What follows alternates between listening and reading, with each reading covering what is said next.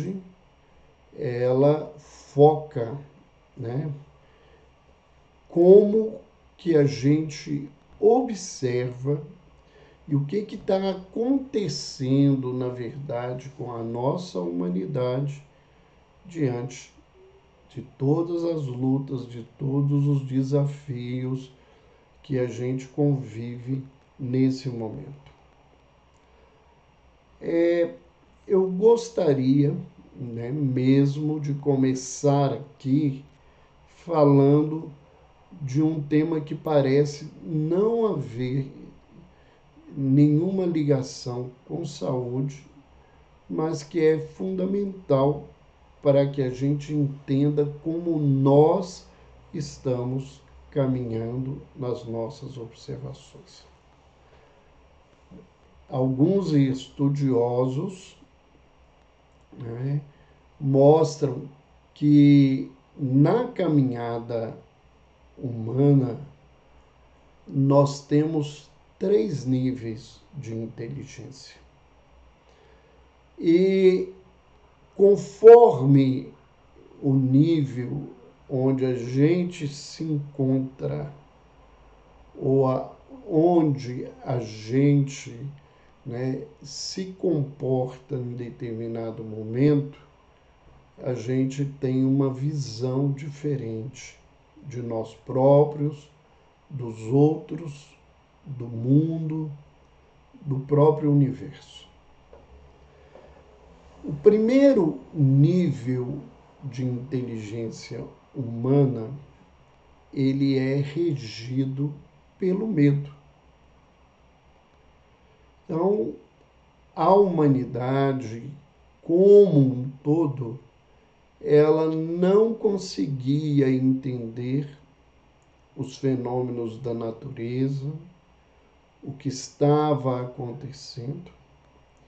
Esse desconhecido, né, causava à humanidade um sentimento de insegurança, de medo, de temor, e a nossa leitura da vida era regida por esse medo. Posteriormente, há um segundo nível, que é um nível místico. É o nível do misticismo, aonde a humanidade passou a explicar tudo através de um pensamento mágico, de crenças fantasiosas e de superstições.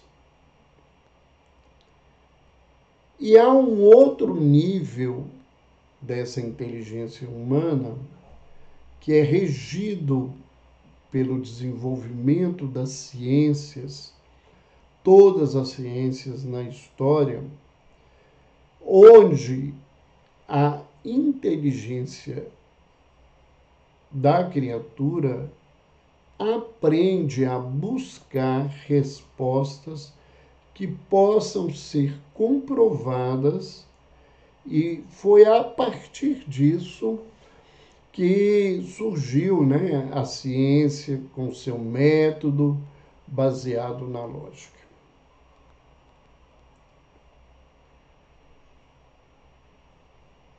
Isso é a nível do coletivo. Mas a pessoa, conforme o momento em que ela vive e as emoções que a coordenam, ela também retoma algum desses aspectos na interpretação das coisas que estão aí. Então, quando a pessoa se sente incapaz de explicar o que está acontecendo, em que a dor, o sofrimento e todas as coisas que são colocadas para essa criatura não são compreensíveis ao seu nível de racionalidade naquele instante, a criatura fica presa na insegurança e a sua interpretação, seja de Deus, do universo ou de qualquer coisa, é movida pelo medo. Então ele se sente uma vítima do que pode estar acontecendo ali. Não há uma compreensão real na vida dele e ele adentra para um campo do medo. Uma situação muito marcante disso é a nossa ansiedade, o nosso medo do desconhecido, que é o futuro, a nossa necessidade de controle daquilo que nós desconhecemos os mecanismos de se controlar.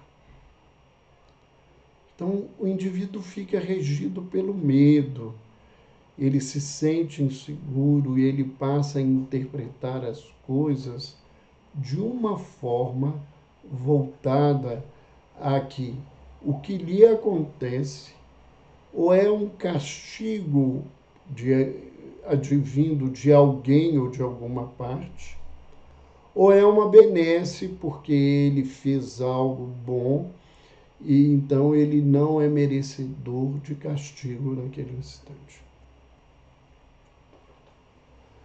Mas muitas vezes nós ainda ficamos presos aos pensamentos mágicos.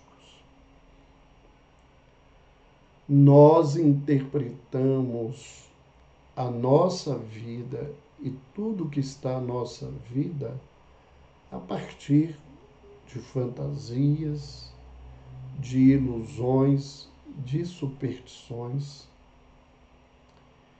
E esses credos que estão na nossa caminhada, eles nos fazem interpretar o campo da saúde a partir disto aí.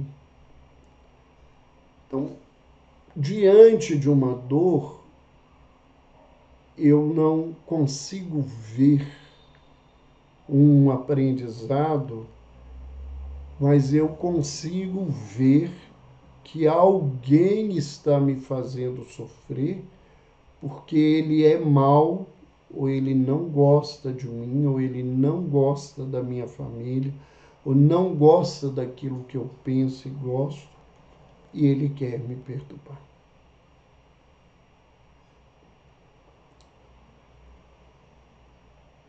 Entendam que quando eu digo isso, que não existam interpretações religiosas que fazem, inclusive, muito bem para a saúde, mas que necessariamente elas não partem de uma lógica na vida da criatura, e a criatura permanece presa a uma leitura que não pode ser constatada no campo da razão e no campo da lógica. Preocupado com essa interpretação, particularmente, Kardec, ao codificar o Espiritismo, ele coloca, né, que a verdadeira fé ela é capaz de enfrentar a razão em todos os tempos da humanidade. Então, uma fé fortalecida na visão do Espiritismo tem esse contexto, né? E nós precisamos, na verdade, buscar entender com maior lógica, com uma metodologia mais clara, o que nós estamos vivendo no campo da saúde.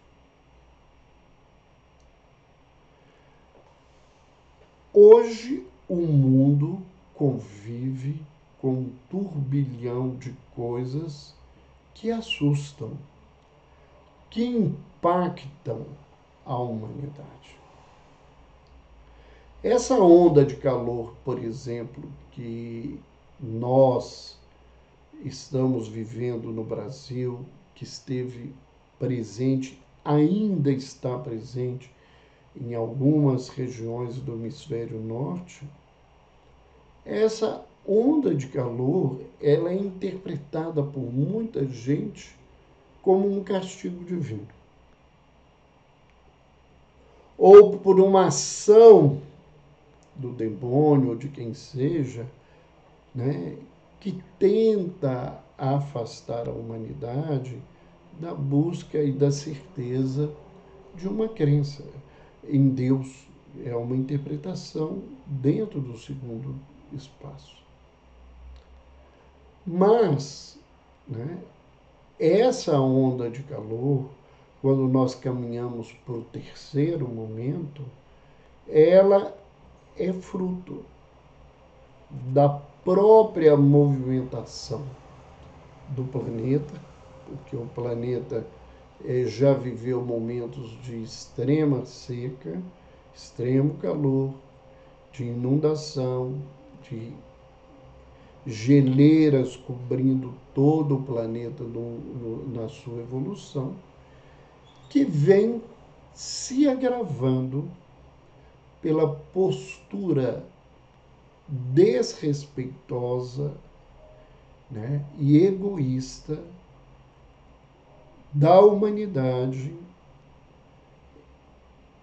que fere as suas florestas, os seus rios, a estrutura e piora a condição atmosférica do nosso planeta. Então, isso é só para a gente tentar entender que essas três coisas, no mundo que vive, né, que está saindo de uma fase de conhecimento e desenvolvimento para uma outra fase, elas se misturam na nossa cabeça. E é muito importante deixar claro que esses níveis de inteligência não significa que um sozinho é capaz de explicar as coisas e que não hajam coisas no outro tipo de observação que possam melhorar a nossa capacidade de entender e de nos modificar. O que a gente sente cada vez mais através das pessoas que estão vinculadas ao campo da ciência e ao campo da espiritualidade, da religiosidade, do sagrado, é que à medida em que nós abrimos a nossa mente para ouvir o outro, para buscar o outro, para aprender com o outro, nós entendemos que há uma necessidade da integração entre a ciência e a espiritualidade. Um sentimento que não é novo. Vamos lembrar aí do bispo de Hipona, Santo Agostinho, né, ainda no quarto século, né, ele da era cristã, ele diz: a fé procura, o intelecto encontra. E Albert Einstein, em 1941, ele fez a seguinte afirmativa: a ciência sem religião é manca, a religião sem ciência é cega. No campo, né, dessa observação, muita gente diz que associar essas duas coisas não é possível e que existiu sempre conflitos entre a ciência e a religião. Essas duas afirmativas, elas estão baseadas em informações que não são verdadeiras e elas merecem, essas afirmativas merecem um exercício da lógica. A ideia de um perene e inevitável conflito entre ciência e religião, né, é um mito histórico que foi criado no final do século XIX. Até então, isso não acontecia. Exemplo desse mito histórico é quando dizem que a Idade Média, como um período das trevas, em que se proibia a dissecção de cadáveres por razões religiosas, se acreditava que a Terra era plana, né? E nós vamos ver que haviam estudiosos ligados à religião e à ciência, como Giordano Bruno, né, que nasceu, né, na atual República Tcheca, e ele dizia, né, das suas visões científicas que incomodavam pela sua observação. Então, grandes nomes da religião e da ciência se confundiram nesse campo. E aí nós podemos passar por René Descartes, passar por Isaac Newton e tantos outros estudiosos que estavam na situação. A maioria dos chamados fundadores da ciência moderna, né, Bacon, Descartes, Galileu, Kepler, Newton, Boyle, eram religiosos. E eles tinham motivações religiosas para promover a revolução científica e para conduzirem as suas pesquisas.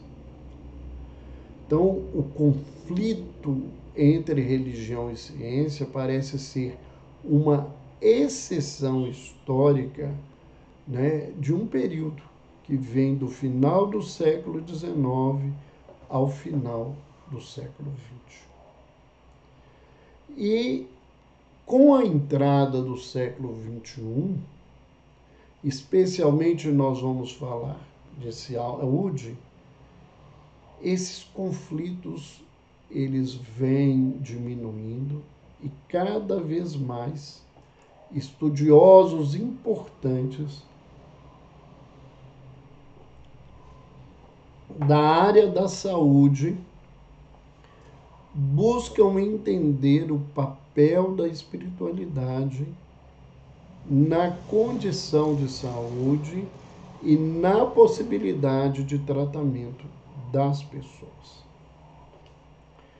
Então vamos buscar aqui, né,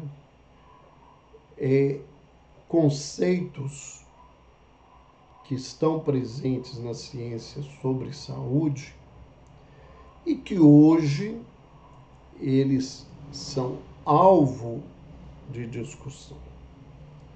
Primeiro é o conceito da Organização Mundial de Saúde, que diz que saúde é o perfeito bem-estar biopsicossocial, não apenas a ausência de doença. Então, esse conceito, né, que é lá da década de 50, né, final da década de 40, que saúde é o perfeito bem-estar biopsicossocial, ele não fala de um estado, ela fala de um ideal. E nós estamos procurando entender essa conceituação cada vez de uma melhor forma. E o conceito de saúde mental é ainda muito mais complexo.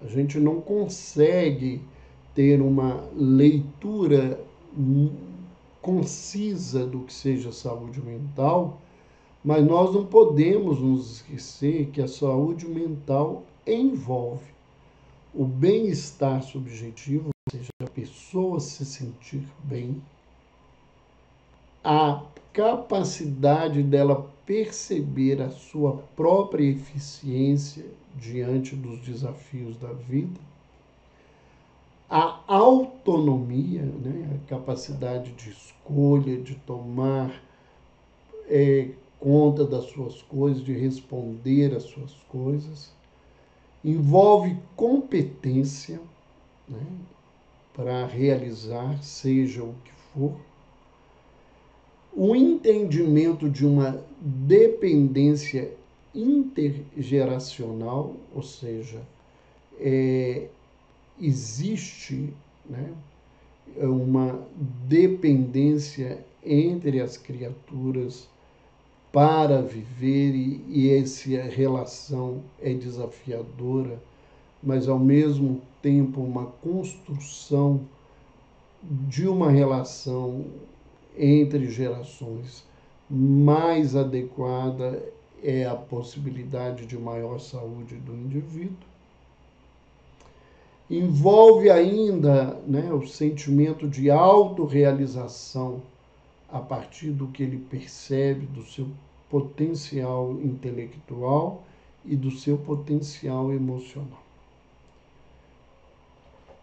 Hoje, na verdade, o que a gente vê cada vez mais, né, é uma questão, né, que faz com que a gente busque ver as perspectivas da medicina atual. Então, essas perspectivas, elas estão intimamente ligadas ao desenvolvimento tecnológico, às pesquisas e aos experimentos científicos na área da saúde.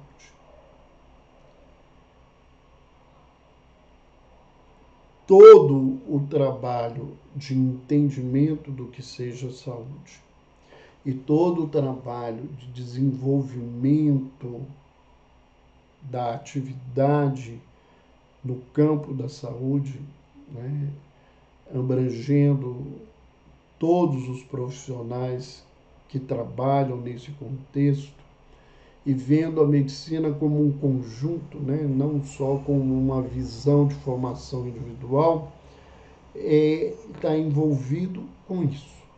Desenvolvimento tecnológico, com as pesquisas e os experimentos científicos. Nesse contexto, a espiritualidade passa por esse lugar. E a partir, né, do início desse século, nós tivemos e temos cada vez mais pesquisas na área da saúde e espiritualidade, e o número delas hoje ultrapassa uma distância enorme do que existia de pesquisas nesse contexto antes do ano 2000.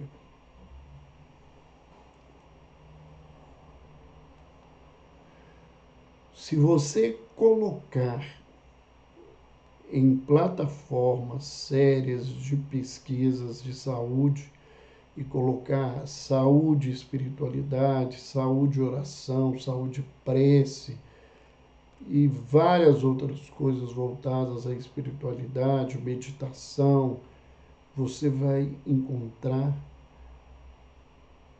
dezenas de milhares de trabalhos nesse contexto.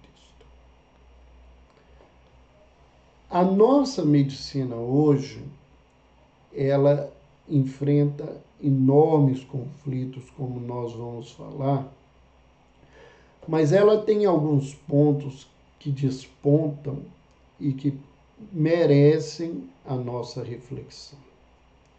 A inteligência artificial, as tecnologias implantáveis, o impulso no uso do Big Data, dos dados das pessoas, da robótica, das impressões tridimensionais. Hoje você vê um feto no ventre de uma mãe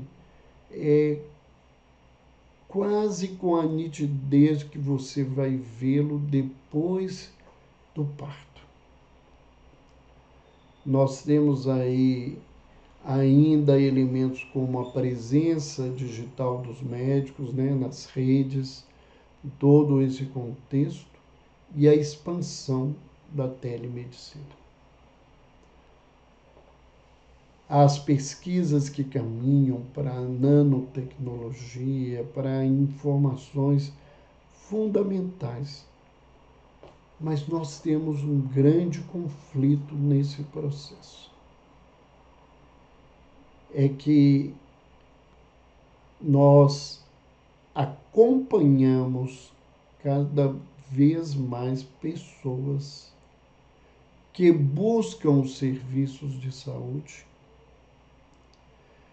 que se encantam com os resultados tecnológicos, mas que levantam inúmeros senões às relações médico ou profissional de saúde e paciente.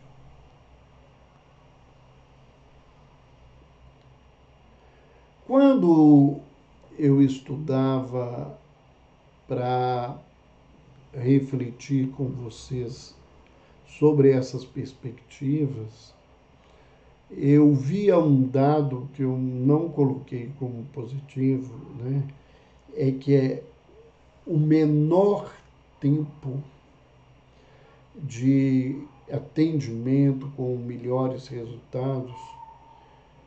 E o que eu vejo é que a preocupação é estatística, é de se promover pesquisas, mas fica devendo a situação, né, daquela afirmativa de Jung, de que quando nós estivermos diante de uma alma humana, a gente seja apenas uma alma humana.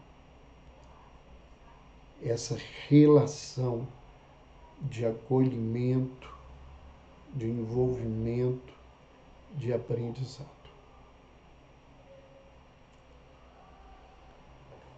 Alguns podem dizer que não é bem isso e que isso é uma tendência de alguns lugares. Eu digo que não. Há alguns meses atrás eu terminei uma pós-graduação em saúde mental e atenção psicossocial e eu tive a oportunidade de assistir aulas com uma professora de Harvard, uma das principais inteligências na visão da questão do atendimento de família, o atendimento de comunidade, né? E nesse contexto, a preocupação é formar médicos, que ali era paramédicos, que em menos de 15 minutos de atendimento conseguissem fazer um diagnóstico e uma prescrição. Alguém pode dizer, o mundo precisa disso porque tem muita gente doente e faltam profissionais. Só que nesse contexto, e esse é um grande problema, eu estou vendo alguém na minha frente que é uma doença. E não alguém na minha frente que é um portador de doença. E que a sua dor, a sua emoção, a sua leitura daquilo que ele sofre é totalmente diferente de todas as outras pessoas que, tendo o mesmo quadro nosológico, né, a mesma doença, essa criatura vai ver diferente a sua dor. Primeiro, porque a maior dor da vida é a minha, que eu sinto agora, como diz Amir Klink, o navegador. Parece muito estranho envolvê-lo na nossa fala, né?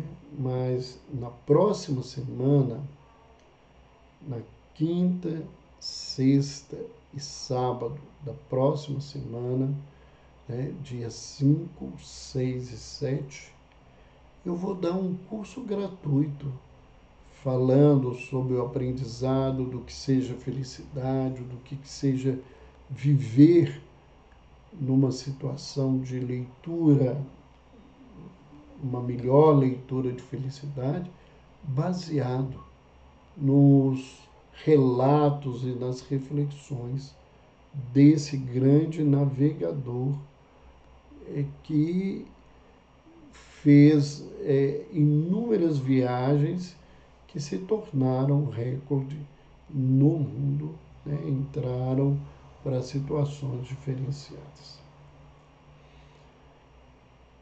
Nesse sentido ainda da perspectiva da medicina atual, cresce a importância da espiritualidade como ferramenta de saúde. A Organização Mundial de Saúde, ela estimula os profissionais para que eles aprendam a utilizar da espiritualidade como uma ferramenta da melhora de saúde. A organização, a Associação Mundial de Psiquiatria, foi a primeira associação mundial a criar um departamento de espiritualidade, de saúde mental e espiritualidade. E ela hoje tem treinamento para que os seus residentes, né, para as pessoas, os profissionais médicos que queiram aprender, possam usar essa ferramenta de maneira adequada.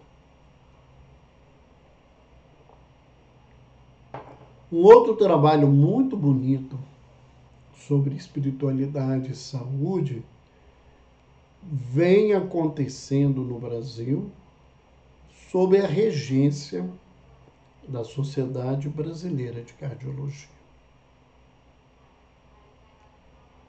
Com isso, é importante que a gente possa refletir e pensar nesse contexto. E vamos então falar de alguns aspectos desse momento de saúde que podem nos ajudar muito na nossa caminhada. Porque uma grande perspectiva, porque as próprias pesquisas vêm mostrando isso, é que a medicina ela deve ser realizada através de uma visão integral da saúde e do ser. Então, amplia-se esses aspectos. E cada vez mais, tanto as áreas da economia, como as áreas de saúde, têm pesquisas provando que o trabalho de prevenção é mais eficiente e mais barato do que os tratamentos que são oferecidos quando a pessoa já está doente. Então, nesse momento atual, nós precisamos pensar nisso. Quando se busca um profissional de saúde, se ele tem uma visão integral do indivíduo. Porque se essa visão ela não abarca todas as capacidades do indivíduo e todos os ângulos da sua vida, nós vamos ficar devendo algo àquele paciente que busca ajuda. E vamos estar sem fazer o uso de todas as ferramentas que a própria evidência científica vem mostrando. Então, há pesquisas, há trabalhos de revisão de pesquisas mostrando que as pessoas que têm uma prática em espiritualidade, não necessariamente só religiosidade, adoecem menos. Quando adoecem, melhoram com maior facilidade, têm um melhor prognóstico do tratamento, têm um prolongamento maior da vida com melhor qualidade. Só isso nos mostra a importância desse contexto. Pelo tempo que nós temos, eu vou refletir, pontuar sobre um aspecto de prevenção que cabe em todo o campo da saúde, que é a higiene. E aí nós vamos falar da higiene no campo material, orgânico, físico.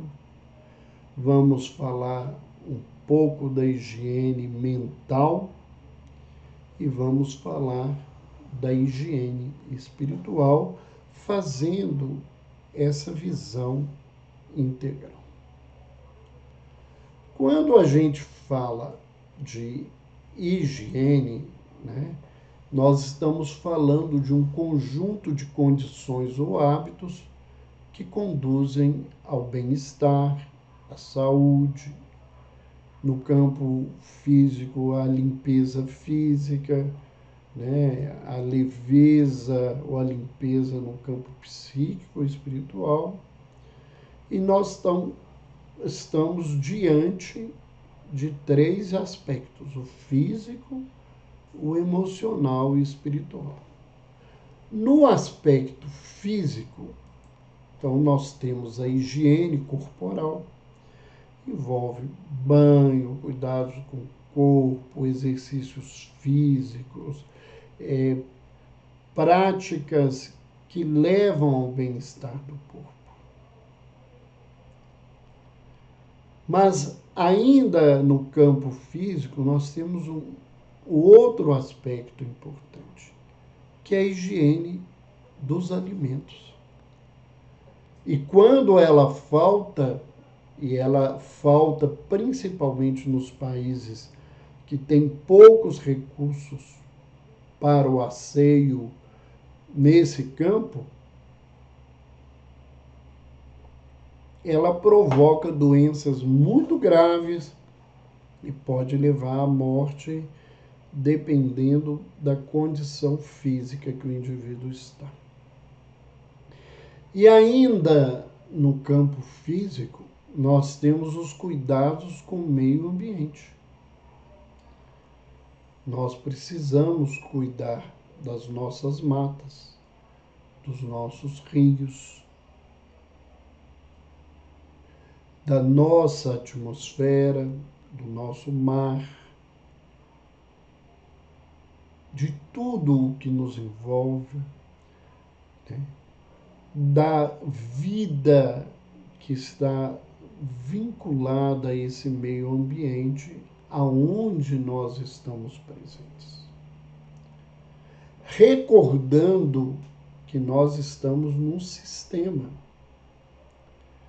E todas as vezes que nós descuidamos de algum desses aspectos do meio ambiente, isso influencia outros aspectos do meio ambiente e nos leva a essa condição. Uma pessoa hoje me perguntava que ela recebeu, né, uma fake news dizendo que o pessoal do Canadá diz que uma bola de fogo foi lançada por ação divina lá no Canadá, que isso ia chegar no Brasil como um castigo pelas coisas que a humanidade está fazendo. Além disso ser falso, é uma forma de desviar que essa grande onda de calor, ela tem um elemento muito claro, que é a destruição da nossa mata, né, com consequente destruição das nossas bacias hidrográficas, feitas pelos poderosos econômicos, cujo interesse deles é só ganhar dinheiro, sem nenhuma preocupação com a saúde, tanto de cada criatura quanto do próprio planeta. Quando nós nos dirigimos ao outro campo da higiene, que é a higiene emocional, nós temos diversos elementos nesse contexto. Primeiro, nós precisamos aprender a ter a atenção às dores emocionais. A gente nega as nossas dores. A gente foge daquilo que está machucando a nossa vida, acreditando que, colocando elas numa caixinha e fechando a caixinha, que elas vão deixar de existir. Eu falo que elas são como um bicho selvagem fechado numa jaula. Elas vão bater nas paredes da caixinha interna, vão reverberar no nosso ser, quando não vão arrebentar a caixinha, causando um grande mal para a nossa saúde. Outro aspecto importante dessa higiene emocional é evitar a solidão crônica. Ficar sozinho vez por outra, é bom, é importante. Estar sozinho o tempo todo não tem nada de bom.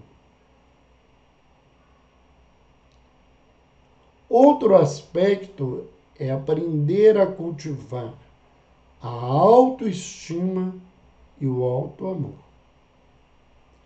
Para aprender a cultivar a autoestima e o autoamor, nós precisamos desenvolver o autoconhecimento. E nós precisamos entender o que é o autoconhecimento. O que significa para o nosso crescimento adquirir inúmeras informações sobre nós, sobre a nossa família, sobre as influências desse contexto ao nosso redor, que faz com que a gente caminhe ou a gente fique parado numa determinada situação. E esse que é o autoconhecimento é tão difícil, e eu tenho aprendido isso nos mais de 40 anos trabalhando com saúde mental, que nós estamos realizando, nós estamos preparando, na verdade, e vamos realizar nos dias 21 e 22 de outubro, aqui em Belo Horizonte, um evento presencial para apresentar às pessoas uma ferramenta que eu construí para auxiliar no processo do autoconhecimento, que é o mapa da jornada interior, que vem junto com esse evento que se chama Em Busca de Mim Mesmo. E na nossa bio no Instagram nós temos aí as informações para quem quiser trabalhar esse autoconhecimento. E um desses elementos de autoconhecimento é a gente poder diferenciar o que somos nós, ou o que em nós é o outro que nos influenciou e nós não sabemos. O padre Fábio de Mello escreveu um livro muito bom, né? Os eus que não são meus, e aproveitando esse título tão inteligente desse companheiro, esse religioso e esse pensador brasileiro, na próxima quinta-feira, às 20 horas, eu vou conversar a partir do Instagram do Dr. Andrei Moreira sobre o tema Os eus que não são meus, que é um elemento de higiene dessa coisa. Outro elemento de higiene é gerenciar o estresse. Nós precisamos aprender a gerenciar o estresse que nós vivemos, e nós estamos num mundo extremamente ansiogênico, isso mesmo. Um outro ato de higienização emocional é diversificar as atividades intelectuais e de lazer da nossa vida. Evitar ambientes e pessoas negativas ou tóxicas. Aprender a conciliar positivamente as atividades profissionais e pessoais. Aprimorar os relacionamentos afetivos é outro elemento importante. e buscar ajuda especializada quando necessário. Parece óbvio, mas tem muita gente que foge de profissional da área de saúde mental, como o diabo foge da cruz, numa linguagem bem mineira. E outros aspectos importantes dessa higiene estão vinculados ao nosso campo moral e espiritual. Então, nós vamos trazer aqui pinceladamente algumas ideias. Nós já desenvolvemos muitas dessas coisas em outras lives no nosso canal do YouTube, mas aqui é importante que nesse mundo de transição a gente tenha a ideia que isso é fundamental para que a gente tenha saúde e que nós possamos buscar profissionais que tenham essa percepção. Evitar a cólera, evitar o desânimo que está tomando conta do mundo. As pessoas não têm ânimo, não têm sentido, questionam para que estão vivas, falam do desejo da morte, de se matarem, se automutilam diante da dor que eles vivem para aliviar a dor emocional que é intensa. Nós precisamos evitar as conversas maliciosas, os conteúdos pessimistas que não ajudam em nada na nossa saúde mental. Outro aspecto importante que é aprender a calar e ouvir mais, fazer o exercício do perdão. E aqui nós vamos sugerir para quem tem interesse, porque o tema é muito marcante nas nossas vidas. O nosso amigo, um grande influenciador social hoje, psicólogo, Rossandro Klein, tem um curso sobre perdão muito bom que eu tive a oportunidade de fazer. E existe um livro de uma psiquiatra americana chamada Robin Kazajian, que é o livro do perdão, que mostra com propriedade uma visão muito diferenciada daquela que normalmente as pessoas se prendem, uma visão algo superficial do que seja verdadeiramente perdoar. Ainda nesse aspecto da higiene espiritual, nós temos a questão de praticar o serviço ao próximo. Há trabalhos e pesquisas mostrando que o trabalho voluntariado, o trabalho feito com vontade e desejo em favor do outro, melhora a nossa condição de saúde, que o exercício da empatia e da compaixão são ferramentas para melhorar a nossa saúde, aprender a ter humildade diante ou da vontade divina, se você tem uma religião, ou do que a lei da natureza propõe que nós não temos capacidade de mudar. Aprender o desapego das coisas impermanentes, aprender que a gente tem que lembrar que a gente não leva nada para o caixão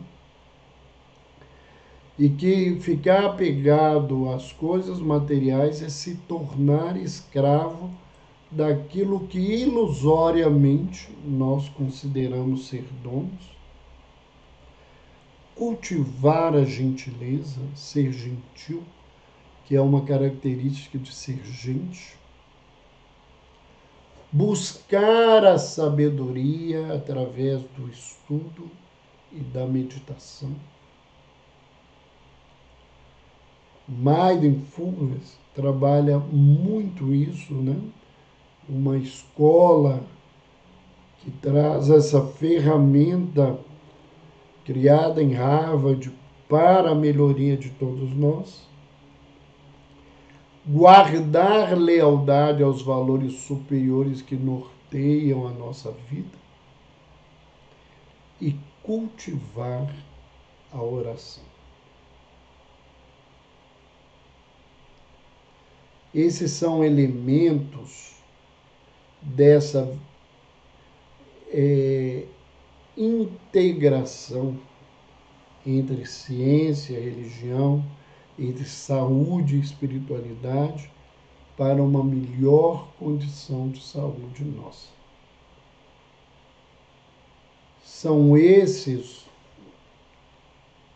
os fatores que podem prevenir inúmeras doenças e aliviar as nossas dores. Lembramos então mais uma vez que nessa semana, na quinta-feira, dia 28, às 20 horas, eu estarei no Instagram do Andrei para falar sobre o eu que não são meus. E nós lembramos que na semana que vem, nos dias 5, 6 e 7, nós vamos estar dando um curso gratuito, mas a inscrição é obrigatória, vai ser através do YouTube, e nós vamos estar falando, né, uma viagem para um destino chamado felicidade.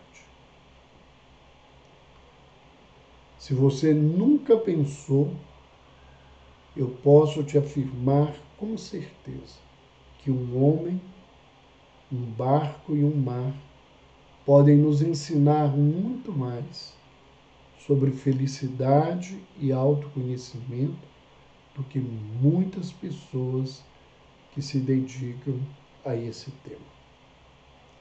Vamos ver aqui, vimos aqui algumas manifestações, mas são mais cumprimentos, trazendo aí de várias pessoas. Era isso que nós queríamos dividir com vocês, lembrando que toda terça-feira às 20 horas nós temos uma live. Semana que vem nós temos uma live especial, depois nós vamos dizer por quê, né? Na terça-feira nós fomos convidados a fazer uma live especial. E aí nós vamos dizer por quê e por que da nossa alegria dessa oportunidade. Um beijo no coração, eu aguardo vocês através do Instagram do Andrei na quinta-feira às 20 horas. Um beijão e até mais.